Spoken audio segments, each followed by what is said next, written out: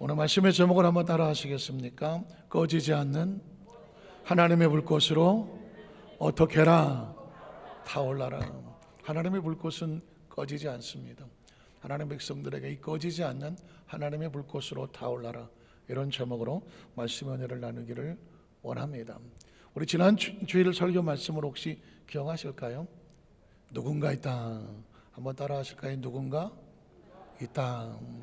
모세의 삶 가운데 수십만을 죽을 고비가 있었습니다. 태어나자마자 그는 죽음을 기다리고 있었습니다. 그런데 하나님께서 산파들을 잘 준비하셨다가 살려내십니다. 더 이상 감출 수 없어서 물에 던져줬을 때도 바로의 딸이 마침 목욕하러 왔다가 모세를 건져냅니다. 그래서 살았습니다. 40년 만에 이스라엘 지도자가 되기 원했지만 안타깝지만 아무도 모세를 원하지 않았습니다. 세상에 거부당하는 것처럼 가슴 아픈 일이 있을까요? 동족에게 거부를 당하고 바로 왕에게 쫓기는 존재가 됐습니다. 그래서 미디안 광야에서 말귀도 못 알아듣는, 한때 왕궁의 왕자 같은 존재가 말귀도 못 알아듣는 양떼를 치는 초라한 존재로 몇 년 동안, 전 절대로 어려운 질문을 하지 않습니다. 몇 년 동안, 40년 동안, 이제 80이 됐습니다. 세상에 어느 누구도 모세에게 기대하지 않습니다. 누군가 나를 기대하지 않는다는 것, 찾아오지 않는다는 것, 잊혀진다는 것, 이것처럼 서러운 일도 없습니다. 그런데 하나님께서 모세를 잊지 않았습니다. 찾아오십니다. 그리고 그 누군가가 자신인 것을 드러내고 있습니다. 오늘 함께 말씀을 나눌 때에 아무도 나를 찾지 않아도, 내가 보기에도 이제 나에게는 남아있는 친구가 없는가 보다, 혹시라도 모든 것들이 외롭고 힘들고 억울하고 속상하고 뭔가 지쳐있을 그 심령 속에 여전히 우리를 찾아와 주시는, 아멘 안 하십니까? 별로 찾아와도 반갑지 않습니까? 찾아와 주시고 기억해 주시는 하나님의 음성이 저와 여러분의 심령 가운데 아주 뜨겁고 충만하게 임하시기를 주님의 이름으로 축원합니다. 우린 첫째로 떨기나무 불꽃 가운데 나타나 주시는 하나님의 모습입니다. 떨기나무 불꽃 가운데 하나님께서 모세에게 자신의 존재를 드러내고 있다는 것입니다. 출애굽기 3장 1절에 보니까 모세가 그의 장인 미디안 지사장 이드로의 양떼를 치더라. 전 이 모습을 보면서 눈물 나는 겁니다. 아까도 말씀드렸지만 나이 40에 청혼의 꿈을 안고 민족을 건져내겠다고 나섰던 모세가 하루아침에 초라하게 살인자가 되고 쫓기는 신사가 돼서 양떼를 치고 말귀도 못 알아듣는 양떼를 치며 40년을 속절없이 지내야 했습니다. 참 신기하게 성경은요, 모세가 40년 동안 고생한 이야기가 한 줄도 없습니다. 기껏해야 이거 한 줄입니다. 모세가 미디안 제사장 이드로의 양떼를 쳤더라. 이 장면만 보면 고생을 한 건지 연단을 한 건지 외로운 건지 서러운 건지 모르는 내용이죠. 그러나 조금만 상상력을 동원하면 40년을 지나는 동안 누구 하나 모세를 기억하지 아니하고 누구도 모세를 찾아오지 아니하고 모세의 존재 자체도 까맣게 잊어버렸는데, 그 메마른 광야에서 모세는 정말 속절도 기약도 없이 양떼를 치는 존재로 전락해 있었습니다. 이렇게 모세가 사라져도 아무도 모세 찾지 않을 겁니다. 그런데 그 다음 절을 보니까 그때를 광야 서쪽으로 인도하여 누구의 산? 하나님의 산이라고 합니다. 여기서 우리는 소망을 갖는 겁니다. 그냥 호렙산에 이르러서 거기 갔더니 이러면 그냥 모세가 그랬나 보다. 그런데 하나님의 산에 이르렀다는 얘기는 여전히 누가 함께 하시는 겁니까? 누가 기억하시는 것입니까? 누가 움직이고 있는 것입니까? 지나온 삶 가운데 모세는 버려진 존재도 아니었고 잊혀진 존재도 아니었고 누구 하나 거들떠보지 않는 존재가 아니라 여전히 하나님은 모세를 기억하고 계셨고 배후에 계셨고 인도하고 계셨고 하나님의 때가 되매 다른 곳이 아닌 하나님의 산에 이끌어 그곳에서 만나기를 원하셨다는 것입니다. 오늘 저와 여러분 지나온 삶을 보십시오. 우연히 살아온 거 아십니까? 우리의 걸음 하나하나 하나님은 절대로 그냥 내버려 두지 않았습니다. 혹시 삐끗했더라도, 혹시 넘어졌다고 할지라도 여전히 우리를 안고 여기까지 와 계시는, 믿으십니까? 우리를 하나님의 산 안산에서 만나게 하시는, 안산의 이름이 얼마나 좋은지 몰라. 하나님의 산, 이스라엘 백성에는 가나안 땅이 있고, 대한민국엔 뭐가 있다? 가나안 산이 있다. 여러분 프라이드를 가지시라니까. 제가 살아보니까 안산이 최고야 그냥. 아이고 오늘 또 딴 데서 오신 분이 계시면 얘기해. 딴 데서 오셨어? 안산으로 이사 와보라 해. 안산 정말 좋습니다. 제가 와보니까 여기가 축복의 땅이에요. 어쨌든 하나님의 산 호렙에 인도하여 이르렀습니다.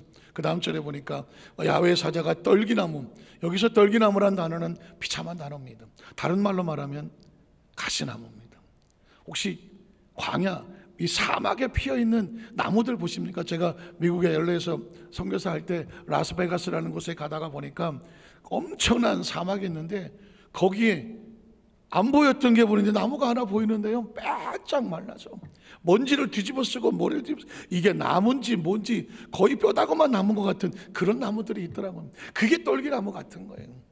그런데 그 초라한 떨기나무 같으로부터 놀랍게도 불꽃이 나왔다고 말했습니다.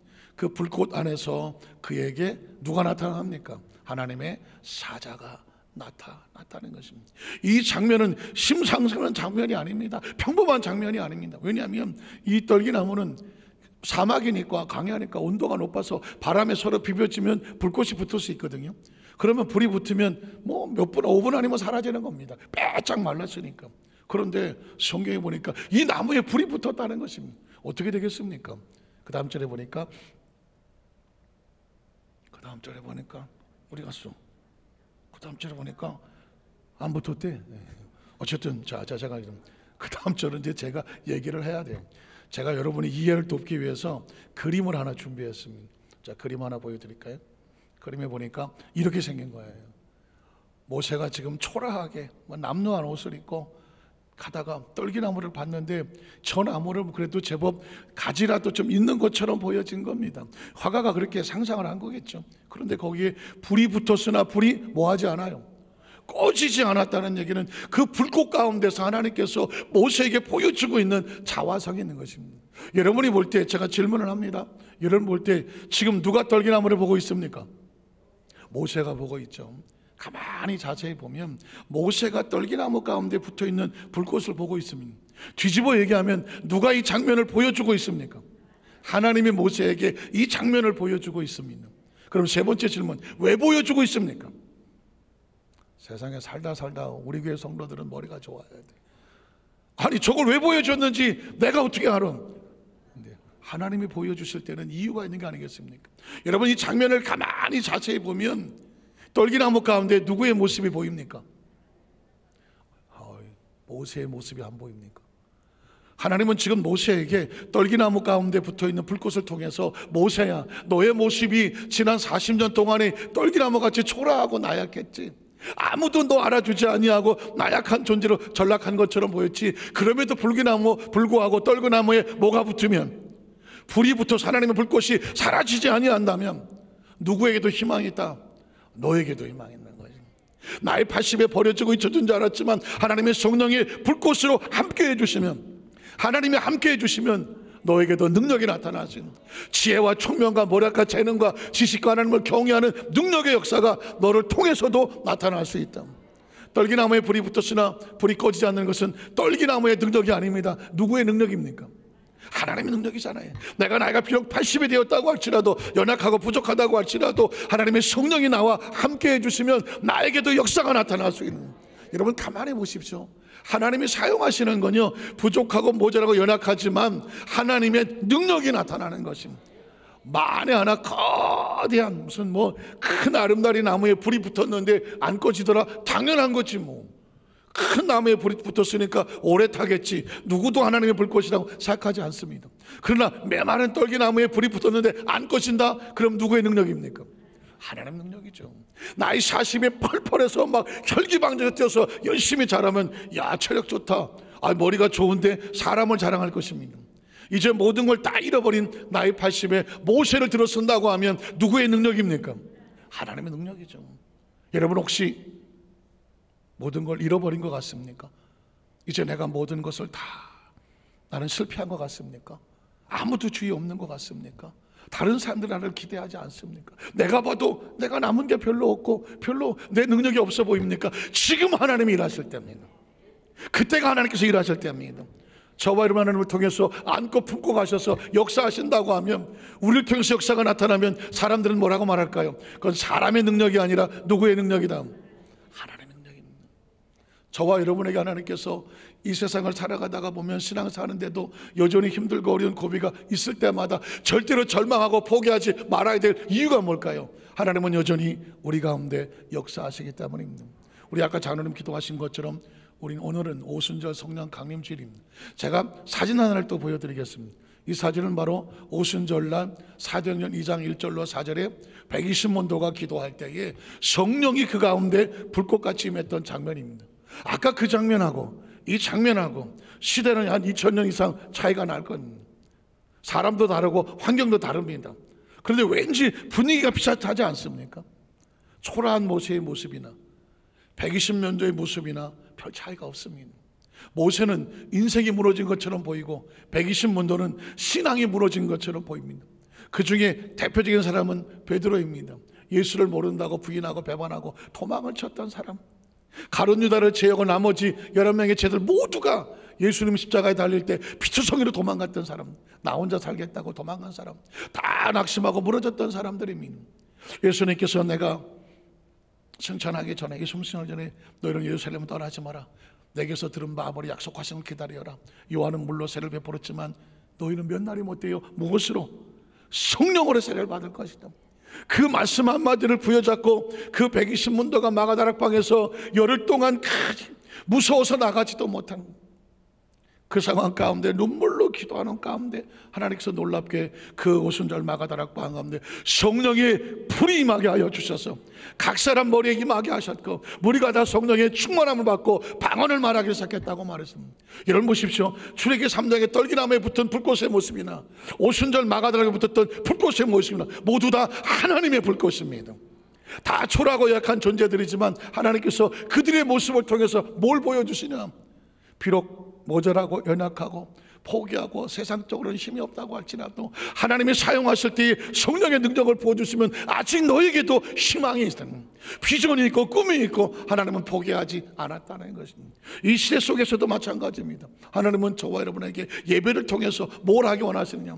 떨기나무 불꽃 가운데 모세를 보지 말고 내 모습을 바라보는, 내가 떨기나무같이 초라하고 나약하지만 여전히 하나님의 성령의 능력으로 나를 사용하시면 나를 통해서 하나님의 역사가 나타날 수 있구나.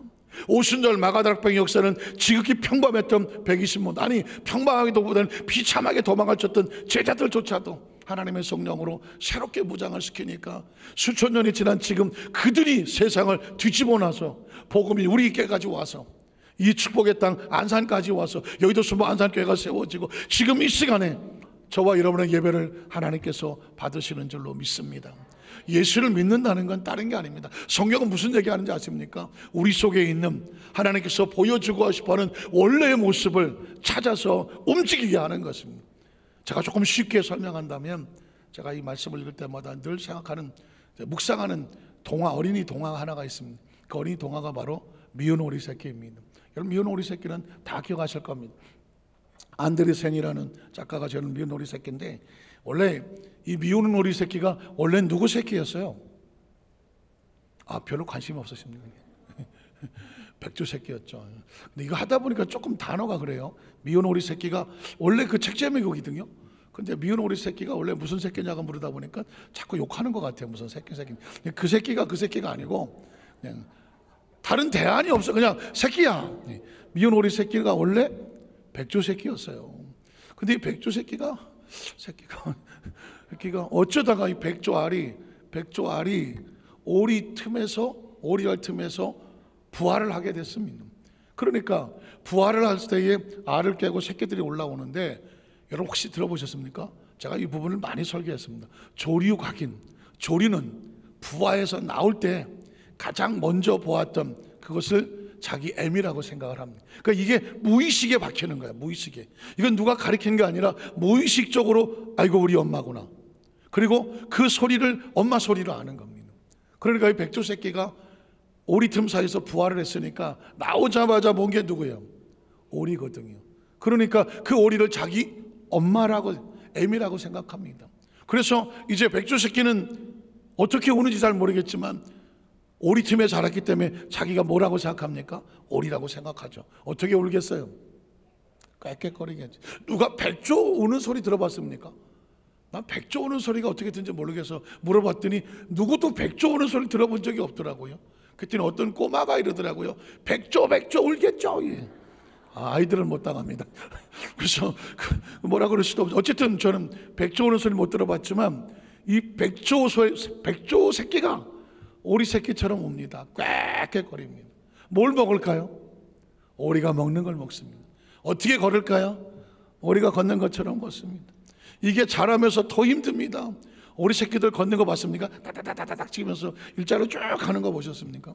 그런데 그 뒤를 띵띵해갖고 막 이래갖고 걸어갑니다. 띵띵한 게 아니라 등치가 큰 거죠.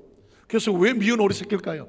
야, 너 좀 살 좀 빼라. 야, 똥땡이 같은 이 못생긴 오리 새끼. 그게 바로 미운 오리 새끼라는 겁니다. 이 오리 새끼는 항상 구박을 받습니다. 난 어쩌다가 이렇게 태어났나? 쟤네들처럼 날렵하지 못하고 난 왜 이렇게 비만인가?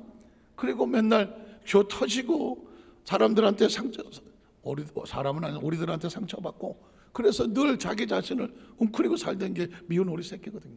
그런데 어느 날 미운 오리 새끼의 운명이 바뀝니다. 그 새끼들과 함께 애미가 호수를 가지 않습니까? 넓은 호수를 갔더니 시궁창을 뒤지며 미꾸라지만 파먹던 그 존재가 넓은 호수에 가다가 엄청난 존재를 만나지 않습니까? 아주 우아한 백조를 만납니다. 태어나서 처음 보는 이 원래 백조 새끼는 보고 깜짝 놀랍니다. 이런 세계가 있었어? 이런 새들이 있었어? 그 백조들은 어떻게 합니까? 우아하게 헤엄을 치고, 어떤 백조들은 수면을 차고 올라가면서 창공을 나르고 날개를 피면서 상상할 수 없는 저 날개 하늘을 날고 있습니다. 이 미운 오리 새끼가 뭐 기가 막힙니다. 와, 저런 세계도 있구나. 그런데 나는 이렇게 띵띵해갖고 날지도 못하고 맨날 오리들 틈에서 미꾸라지나 잡아먹고 내 인생은 왜 이럴까? 이게 미운 오리 새끼의 자화상입니다. 그런데 얼마 있다가 한 백조가 다가옵니다. 다가와서 미운 오리 새끼에게 이렇게 말합니다. 너 거기서 뭐하냐? 왜요? 너 백조가 오리 틈에서 뭐하냐고. 이 뭔 소리예요? 나는 오리예요, 오리. 여러분 생각해 보십시오. 평생을 오리라고 생각하고 살아왔는데 너 오리 아니라고 말하면 믿어지겠습니까? 지금 저와 여러분의 잠재의식을 건드리는 겁니다. 여러분은 여러분 자신을 누구라고 생각합니까? 어떤 존재라고 생각합니까? 지난 수십 년 살아오면서 내 의식과 사고 속에 나는 이런 존재야. 사는 게 다 그렇지 뭐 별거 있겠어? 혹시 여러분이 배운 거, 습득한 거, 경험한 거, 버릇한 거, 습관화되어 있는 거, 의식과 사고 속에 여러분이 잠재워 있는 거, 오늘 똑같은 겁니다. 오리에게 묻습니다. 미운 오리 새끼에게. 너 백조가 왜 거기서 그러고 있어? 아니에요, 나 오리예요. 난 날 때부터 오리였고요. 저기 우리 엄마고요. 여기 다 내 친구들이고 형제들이에요. 그때 여러분 어떻게 말합니까? 전 그 장면이 놀라운 거예요. 그 백조가 이렇게 말합니다. 아니야, 너는 백조야. 믿을 수 없다면 수면에 비춰진 너의 모습을 보라는 것입니다. 수면에 비춰진 너의 모습. 백조는 이때까지, 미운 오리 새끼는 이때까지 자기가 어떻게 생겼다는 걸 상상해 본 적이 없어요. 왜냐하면 눈에 보이는 게 다 오리인데 뭐, 주위에 다 오리인데 뭐, 다 꽥꽥거리는데 뭐, 자기도 꽥꽥거렸을 뿐인데. 그런데 알고 보니까 수면에 비춰진 나의 모습, 수면에 비춰진 자신의 모습을 보니까 거기는 오리가 아니라 정말 우아하게 커 있는 백조의 모습이 보이는 겁니다. 엄청난 충격. 그 순간에 조류각인이라고 하는, 태어날 때 그 순간에 그 부화할 때 있었던 부의식의 사고가 깨져나가는 거죠. 내가 뭐가 아니고 오리가 아니고 뭐다? 백조라는 사실이 팍 치고 오는 순간 조류의 각인이 깨져나가고 새로운 자화상이 들어오니까 어떻게 됩니까? 드디어 날개가 꿈틀거리지 않습니까? 이거 무거워서 맨날 이러고 다녔는데 이 날개가 꿈틀거려요. 그리고 그 발이 움직이기 시작을 합니다. 오리 때는 상상도 못했던 거죠. 백조가 되라고 생각하니까 두 다리가 힘을 얻어서 수면을 차기 시작하죠. 타다 보니까 날개가 펴지기 시작하죠. 날개가 펴지니까 바람을 가슴으로 안고 어떻게 합니까? 상공을 튀어 올라가기 시작합니다. 뭐예요 이건 또? 얘가 날라 그러니 공중으로 올라가기 시작합니다. 여러분, 땅바닥을 기던 오리와 천국을 나는 백조는 차원이 다릅니다. 세계가 다릅니다. 먹는 게 다릅니다. 노는 게 다릅니다. 사고가 다릅니다. 보는 게 다른 거죠. 자신의 모습을 되찾고 하늘을 다시 옛날로 돌아가지 않습니다. 여러분, 예수를 믿는다는 것은 하나님께서 저와 여러분에게 오셔서 존재 자체, 우리 원래 있는 모습을 찾으려고 하는 것입니다. 오리는 백조를 알아보지 못합니다. 백조만 백조를 알아봅니다. 요한복음 3장 16절은 그 얘기를 하는 겁니다. 하나님이 세상을 이처럼 사랑하셔서 세상에 있는 누구를 통하여 구원 얻고자 하는 것이 아니라 독생자 예수를, 하늘에 있는 예수를 이 땅에 우리에게 보내주셔서 우리 속에 있는 하나님의 사람들을 찾으려고 하는 것입니다. 우리끼리 보면 다 도토리 기적입니다. 너나 내나 다 똑같습니다. 그러나 하나님의 관점에서 보면 백조들이 보이기 시작하는 겁니다. 백조들이 보이기 시작하는 것입니다. 그리고 말씀하는 겁니다. 너 오리 아니다. 너는 백조들이야. 너희 속에 이 날개는 천국을 나를 수 있는 거야. 그리고 너희 두 다리는 수면을 차고 날아갈 수 있는 거야. 네가 살 차원은 이 땅이 아니야, 흙이 아니야, 영원한 천국이라고 말씀하는 겁니다. 그래서 요한복음 1장 12절 말하지 않습니까? 영접하는 자, 곧 그 이름을 믿는 자들은 하나님의 자녀가 되는 권세는, 하늘을 나를 수 있는 권세, 하늘을 볼 수 있는 권세, 그 천국으로 올라갈 수 있는 권세를 주셨더니, 이거는 사람의 혈통이나 육적으로 난 것이 아니라 하나님께로부터 나는 겁니다. 예수님을 구주로 믿으시면 아멘 하시기 바랍니다. 예수를 믿는다는 게요, 얼마나 놀라운 사실인지 모릅니다. 이 흙덩어리로 끝나지 아니고 우리 속에 있는 육신이, 이 믿음의 영혼이, 우리 영혼이 하나님을 날아갈 수 있는 이 차원을 발견하는 게, 이게 예수를 믿는 것입니다. 그래서 성경을 펼쳐지면 땅의 이야기를 하지 않습니다. 하늘의 이야기를 합니다. 뒤집어 말하면 이 성경은 오리 이야기가 아닙니다. 백조들의 이야기입니다. 그러니까 백조가 돼서 눈을 뜨면 이 이야기가 믿어지는 것이고, 오리는 백날 읽어도 백조 이야기를 이해하지를 못합니다. 오늘 하나님께서 모세에게 떨기나무에 불 붙인 모습을 통해서 이 모습이 내 모습이다. 오순절날 마가다락방에 성령을 통해서 성령을 충만하고 나니까 하나님의 말을 하고 하나님의 음성을 듣고 새로운 존재가 되는 겁니다. 저로는 예수를 믿고 이 세상으로 끝날 존재가 아니다. 하나님께서는 새로운 존재가 되는 걸 선포하는 겁니다. 저는 우리 어도스 만사교회 모든 성도들 의식과 사고 속에서 그동안 부모로부터, 아니면 경험으로부터, 생각으로부터, 지식으로부터, 학교로부터, 사회로부터 습관됐던 나를 짓눌고 있는 이 어두움의 부정적인 모든 자화상들이 오늘 예수 이름으로 새롭게 변화되기를 주님의 이름으로 축복합니다. 너는 더 이상 죄인이 아니다. 예수님 안에서 십자가에서 깨끗이 씻김을 받았으니 의로운 존재가 되었다. 더 이상 저주받은 자가 아니라 저주는 사라졌다. 예수 이름으로 축복받은 존재다. 더 이상 질병에 막히지 마라. 예수가 채찍에 맞으심으로 말미암아 너희가 나음을 얻었느니라. 나음을 얻었느니라. 죽음을 두려워하지 마라. 예수님께서 나는 부활이고 생명이다. 나를 믿는 자는 죽어도 살겠고 살아서 나를 믿는 영원히 죽지 아니하리니 내가 이것을 믿느냐라고 성경은 끊임없이 우리에게 도전하고 있습니다. 내가 이것을 믿느냐.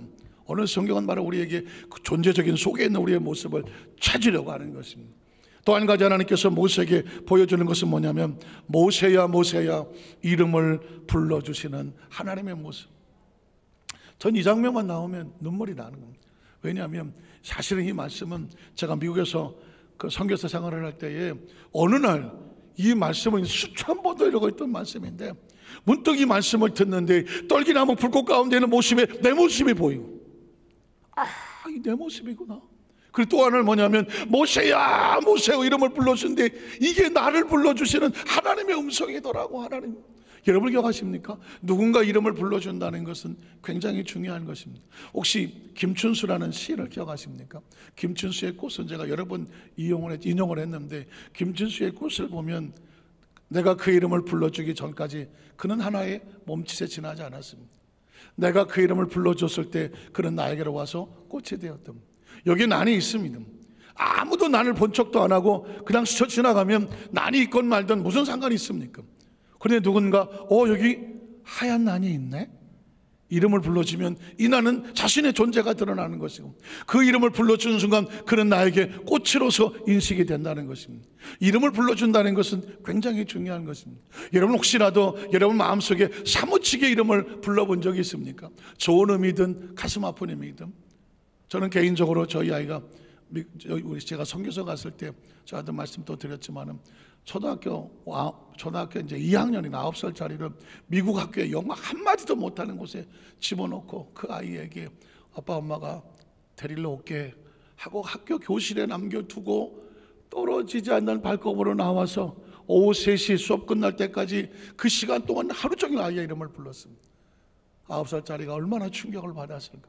그렇지 않아도 한국에 있는 친구들하고 아는 사람들 다 놓고 와서 미국에 와서 아이가 늘 불안해서 어쩔 줄 모르는 그 아이를 그 미국 학교에 앉혀놓고 돌아섰을 때 그 아이가 제 손을 붙잡고 아빠 엄마 저 잊어버리지 마세요. 우리가 잊어버린 걔는 갈 데가 없는 거예요. 아이가 저에게 할 수 있는 건 유일한 거예요. 잊지 말아 달라는 거. 그래서 엄마 아빠는 그래 내가 꼭 데리러 올게. 꼭 데리러 올게. 그 아이를 거기다 안 집어넣고 싶지만 집어넣어야 되는 이유는 뭐예요? 교육과 훈련을 반드시 해야 되기 때문이에요. 그 아이를 놓고 돌아와서 30분, 1시간 지날 때마다 지원아 기다려야 돼. 기다려. 잘 이겨내야 돼. 그때 얼마나 많이 아이를 이름을 불렀는지 모릅니다. 제가 이 이야기를 왜 하느냐면 혹시 지금 연단 가운데 있으신가요? 교육받고 훈련받고 하나님 앞에서 믿음의 기도로 몸부림치고 계십니까? 크리스찬들이 하나님 앞에 신앙에 성장하는 과정에 교육받고 훈련하는 과정 가운데 때로 기도하는 가운데 하나님의 응답이 더딜 경우 아직 내 뜻대로 계획대로 되지 않아서 여전히 마음이 아프고 힘들고 몸부림치면서 하나님 앞에서 훈련받는 과정이 있을 때 하나님은 어떨 것 같아요? 많은 사람들은 생각하기를 왜 하나님은 내 기도를 안 들어주시나? 하나님 나를 잊어버리셨나? 하나님은 나를 기억하지 못하는가 봐. 서운한 마음이 들겠죠. 그러나 기억하십시오. 하나님은 단 한순간도 저와 여러분을 잃어버린 적이 없으십니다. 저도 저희 아이를 미국 학교에 집어넣고 한순간도 제가 그 아이를 잊을 수가 없었고 끊임없이 내가 데리고 갈게. 좀 참아야 돼. 견뎌내야 돼. 그 음성이 제 귓전에 미국에서 들린 적이 있거든요. 모세를 그 광야에 집어넣고 40년 동안 모세는 얼마나 절망했겠습니까? 얼마나 낙심했겠습니까? 얼마나 불안했겠습니까? 과연 내 인생은 어떻게 될까? 아무도 나를 기억하지 않는데 난 이제 점점 나이를 먹어가는데 스스로 아무것도 할 수 없을 것 같은 초라한 모세. 그때 하나님께서 제게 들려주던 음성은 뭔지 아십니까? 난 단 한순간도 모세를 잊어버린 적이 없어. 다 모세야, 하나님의 때가 올 거야. 그 때가 올 때까지 절망하면 안 돼. 낙심하면 안 돼. 좌절하면 안 돼. 무너지면 안 돼. 두려워하면 안 돼. 내가 반드시 너를 잊지 않고 찾아갈 거야. 그게 하나님 음성이었거든요. 그리고 마치 3시가 됐을 때 저희 집사람과 제가 아이를 데리러 가서 그를 끌어안았던 것처럼 어느 성경 본문은 40년 만에 하나님께서 모세를 찾아오셔서 만나주시는 장면이에요. 그러니 여러분 이 구절이 제가 한 줄인데 그냥 지나가겠습니까? 한번 읽어볼까요? 출애굽기 3장 3절에 보면 이제 3절 나오네요. 3절에 보면 이에 모세가 이르되 내가 돌이켜 가서 이 큰 광경을 보리. 아직은 지금 모세가 무슨 일이 벌어지는지 상황 파악이 지금 잘 안 됩니다. 그 다음 절에 보니까 떨기나무가 어찌하여 타지 않은가 하니 이해가 안 되는 장면이죠. 그런데 이 장면을 만드신 하나님께서 드디어 모세가 그가 보려고 돌이켜 오는 것을 보셨습니다. 하나님이 떨기나무 가운데서 그를 불러. 이 장면도 그냥 못 잊죠. 드디어 누가 만났습니까? 모세와 하나님이 몇 년 만에? 40년 만에. 그런데 지나갑니까? 40년 동안 기다렸던 하나님, 40년 동안 나를 잊지 말아달라고 몸부림쳤던 모세, 하나님이 만나는 것입니다. 만나셔서 제일 먼저 무슨 말씀을 할까? 그랬더니 그를 불러 이르시되 뭐라고 말합니까? 여러분이 한번 불러보세요. 누가 한번 정말 40년 만에 그 훈련시켰던 모세를 만나서 이 모세의 마음을 어떻게든지 위로하고 이 모세의 마음을 내 마음을 전하고 싶은 마음으로 누가 한번 다시 불러보세요.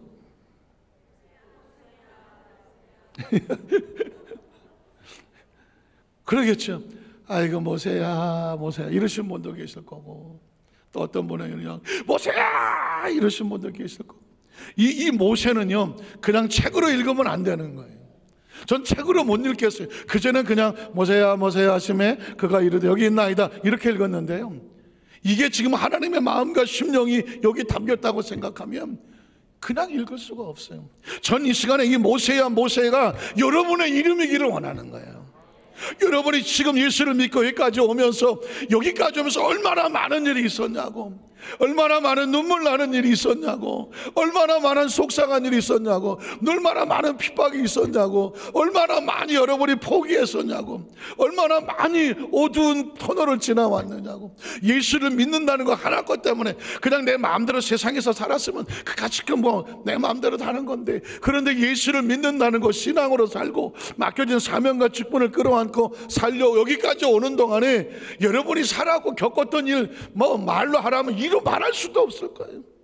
그 심정 하나하나 뭐라고 표현하겠습니까? 그 심정을 알고 계시는 하나님께서 오늘 이렇게 말씀, 저도 표현을 못하겠어요. 기껏해야 모세야. 그러나 의미는 알겠어. 모세야 이름을 부르는 이유가 뭐예요? 모세야, 이제 너 더 이상 고생 안 해도 돼. 더 이상 양 안 쳐도 돼. 더 이상 혼자 안 있어도 돼. 더 이상 서럽지 않아도 돼. 모세야, 더 이상 눈물 흘리지 않아도 돼. 외롭고 쓸쓸한 절망의 밤에 홀로 울고 있지 않아도 돼. 서럽지 않아도 돼. 두렵지 않아도 돼. 억울하지 않아도 돼. 속상하지 않아도 돼. 더 이상 이제 혼자가 아니거든. 불안하지 않아도 돼. 초라하지 않아도 돼. 서럽지 않아도 돼.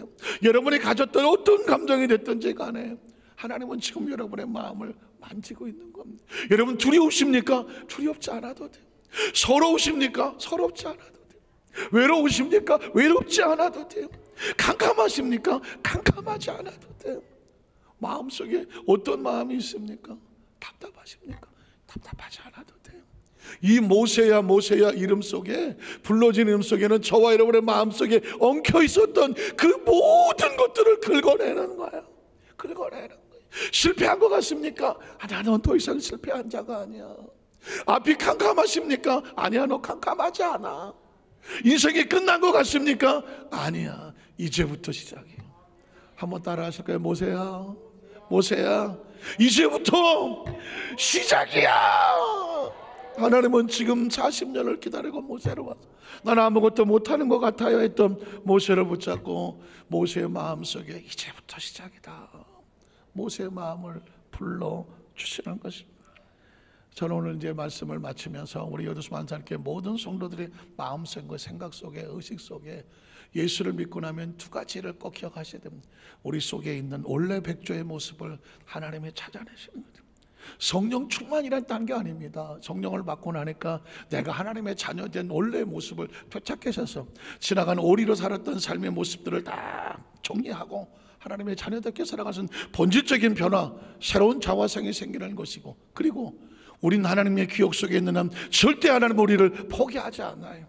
오늘 하나님께 드린 말씀은 여러분 하나님께서 우리에게 주시는 용기가 되고 희망이 되고 비전이 되고 꿈이 되고, 여러분이 하나님 앞에 부르짖어 간구하여 기도할 때 하나님께서 단 한순간도 그 음성을 놓친 적이 없으시며, 하나님께서 때가 되면 하나님 찾아오셔서 여러분들에게 이렇게 말씀할 겁니다. 모세야 했던 것처럼 여러분의 이름을 불러주시면서 새로운 출발을 선언하실 것입니다. 그리스도 예수 안에 있으면 누구든지 새롭게 됐다. 이전 것은 지나갔으니 보라 새 것이 되었다고 말합니다. 오늘 이 의식과 사고를 가지고 있으면 세상 어디 갔다 놓아도 두려워하지 않습니다. 절망하지 않습니다. 낙심하지 않습니다. 왜냐하면 하나님은 저와 여러분의 가슴속에 품고 계시기 때문입니다. 꼭 기억하시고 믿음으로 승리하셔서 하나님의 때가 되면 포장이 뜯길 거예요. 박스가 뜯길 거예요. 감추었던 것이 다 펼쳐지게 될 거예요. 모세를 들어서 하나님의 이스라엘 지도자가 하시는 것처럼 한 사람 한 사람이 하나님의 축복의 주인공들 되시기를 주님의 이름으로 축원합니다. 기도하겠습니다. 전능하신 하나님 아버지,